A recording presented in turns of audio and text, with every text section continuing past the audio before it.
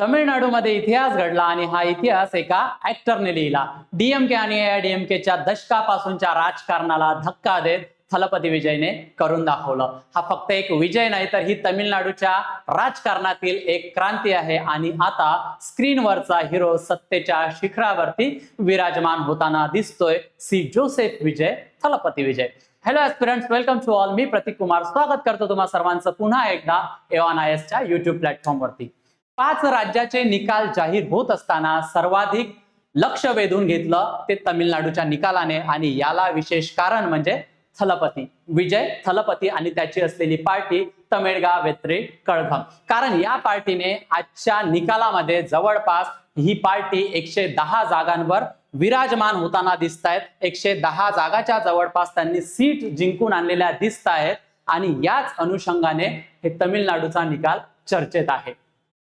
बघा, तमिळनाडूचे जे राजकारण राहिलेलं आहे हे फक्त सत्तेसाठी राजकारण राहिलेलं नाही तर ते विचारांवर आधारित राजकारण राहिलेलं आहे आणि हे विचारांवर आधारित राजकारण ईव्ही रामास्वामी पेरियार यांच्या विचारधारेवर आधारित होतं आणि सर्वच पार्टींनी यांच्या विचारधारेवरचा आधारित राजकारण केलेलं आहे।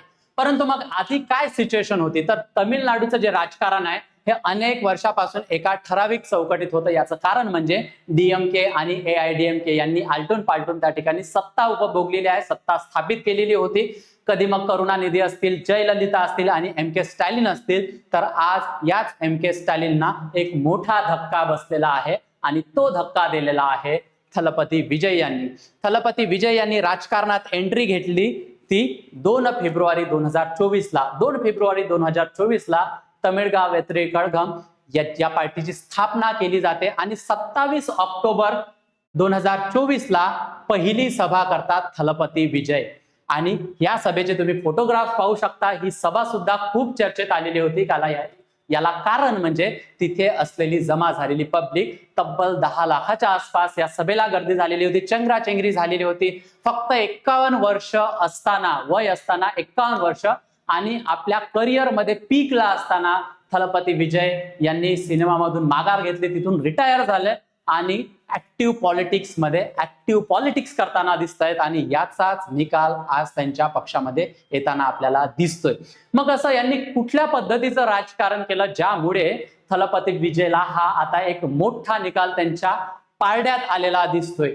तर बघा, सर्वात गेम चेंजिंग मुवमेंट जे ठरलेले आहे यांच्या पार्टीसाठी ते म्हणजे थलपती विजयची असलेली लोकप्रियता, त्यांची असलेली पब्लिसिटी आणि तीच पब्लिसिटी त्यांनी राजकारणात कायम ठेवलेली आहे आणि लोकांशी कनेक्टिव्हिटी जोडून घेतलेली आहे आणि हेच एक महत्वाचं कारण आहे। कारण आपल्याला माहित आहे साऊथ मधले जे ऍक्टर्स आहेत त्यांचा जो पब्लिक सोबत असलेला कॉन्टॅक्ट आहे तो नव्याने आपल्याला सांगायला नको आणि हीच कनेक्टिव्हिटी ऍक्टिव्ह पॉलिटिक्स मध्ये सुद्धा थलपती विजय यांनी वापरलेली दिसते। दुसरं महत्वाचं काय तर मागच्या इलेक्शन मध्ये 21% आसपास हे यंग वोट त्या ठिकाणी आपल्याला पाहायला मिळतं आणि यावर्षी हेच यंग वोट सुद्धा वाढलेलं दिसून येतं आणि तोच संदर्भ घेऊन थलपती विजयने जेनझी सोबत आपली कनेक्टिव्हिटी प्रस्थापित केलेली आहे। जेनझी सोबत त्यांनी संपर्क त्यांचा ठेवलेला आहे आणि त्याच अनुषंगाने यांनी युवकांना मंथली 4000 रुपये देण्याचं आश्वासन दिलेलं होतं। ती त्यांची गॅरंटी दिलेली होती जी थलपती गॅरंटी किंवा विजय गॅरंटी म्हणून तिथे सुरू झालेली होती आणि हे सुद्धा एक महत्वाचं कारण आहे। युथला त्यांनी कॅप्चर करून घेतलेलं होतं।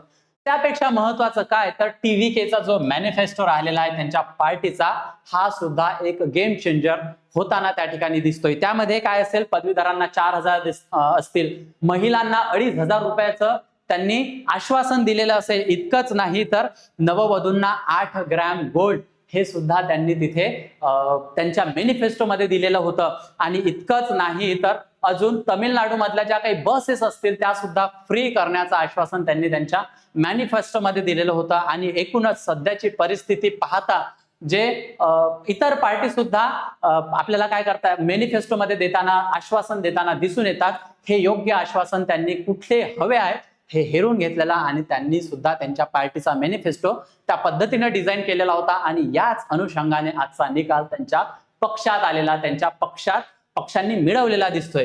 एवढंच नाही तर थलपती विजयने जे इलेक्शन कॅम्पेन त्या ठिकाणी केलेलं आहे ते सुद्धा एका वेगळ्या पद्धतीने केलेलं दिसतं। त्यामध्ये प्रामुख्याने त्यांचा जो पब्लिक सोबत त्यांनी केलेला कनेक्ट असेल, त्यांची जे हिरोइझम पर्सनॅलिटी राहिलेली आहे ती सरळ त्यांनी राजकारणात उतरवलेली आहे. होलोग्राम त्यांनी कॅम्पेन मध्ये वापरलेले आहे. इतकंच नाही तर रोबोट सुद्धा त्यांनी कॅम्पेन मध्ये वापरलेले आहेत. आणि मग त्यांचं जे पार्टीचं चिन्ह आहे शिट्टी, हे सुद्धा त्यांनी स्टेजवरून इतक्या जबरदस्त पद्धतीने प्रमोट केलेलं आहे. लहान लेकरांना सुद्धा त्यांनी मेसेज दिलेला आहे की आपल्या आई बाबांच्या जवळ तुम्ही शिट्टी वाजवा आणि ही शिट्टी निवडून आलेली पाहिजे. या पद्धतीनं त्यांनी कॅम्पेन सुद्धा केलेलं दिसतंय.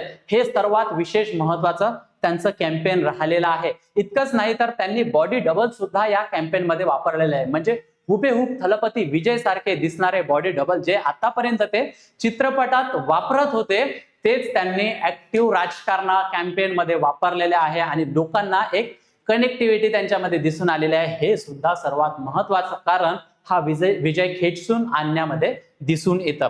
एवढंच नाही तर थलपती विजय यांनी त्यांची जे फायरी स्पीच आहे ते तिथल्या जे रुलिंग पार्टी आहे किंवा त्यांचे जे राजनीतिक अपोजिशन आहे किंवा त्यांचे जे विरोधक आहेत त्यांच्यावर त्यांनी फायरी पद्धतीने स्पीच करून आलेले आपल्याला दिसत आहेत.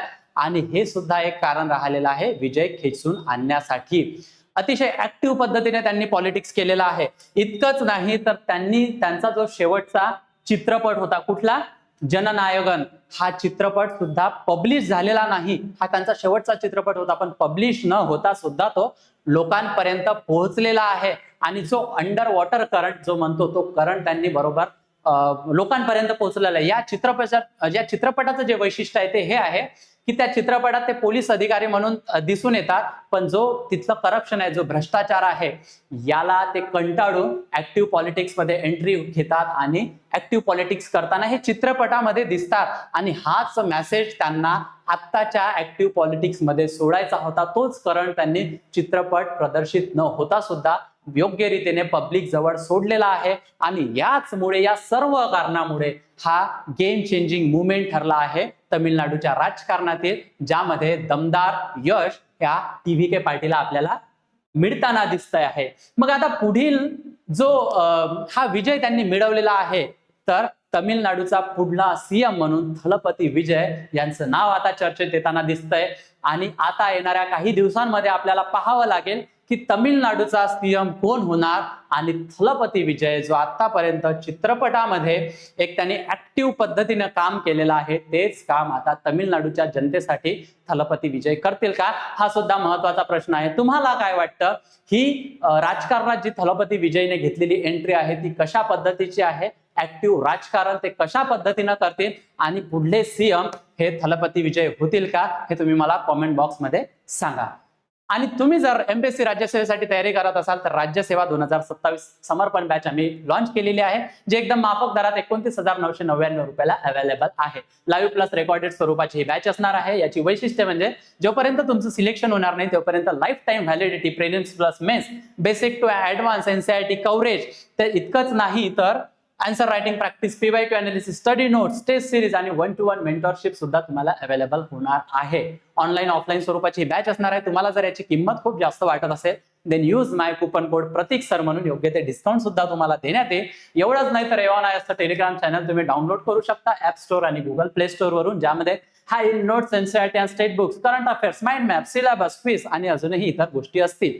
तुम्हाला जर PDF स्वरूपातल्या नोट्स लागत असतील तर QR कोड स्कॅन करा आणि एव्हन टेलिग्राम चॅनलला जॉईन करा. अधिक माहितीसाठी मी इथे तुम्हाला संपर्क देत आहे. तुम्हाला जर काही क्वेरीज असतील तर निश्चित या नंबरवर संपर्क साधा. आणि हा व्हिडिओ तुम्हाला कसा वाटला मला निश्चित कॉमेंट बॉक्स मध्ये कळवा. आपण तिथे सुद्धा चर्चा करू. पुन्हा भेटूया एका नवीन विषयासोबत लवकरच. थँक्यू.